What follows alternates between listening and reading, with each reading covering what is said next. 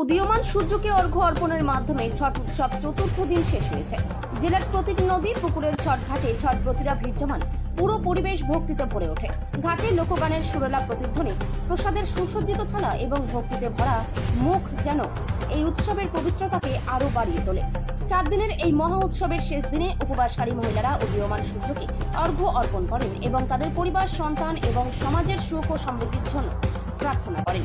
উত্তর দিনাজপুর জেলার তিস্তাঘাট এবং ব্লকপাড়া সহ সমস্ত ঘাটের দৃশ্যটি কোনো আধ্যাত্মিক মেলার চেয়ে কম ছিল না।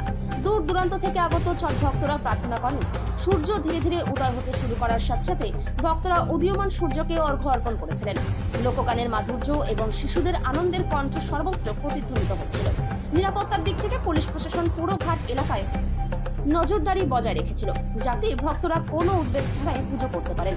ইসলামপুরের তিস্তাঘাটে ইসলামপুর পৌরসভার চেয়ারম্যান কানাইলাল আগরওয়ালও পুকুরে প্রবেশ করে ছোটি মাইয়াকে প্রার্থনা করেন এবং তার পরিবারের পাশাপাশি রাজ্য, পৌরসভা, উত্তর দিনাজপুর জেলা, দেশ এবং বিশ্বের মানুষের সমৃদ্ধি কামনা করেন।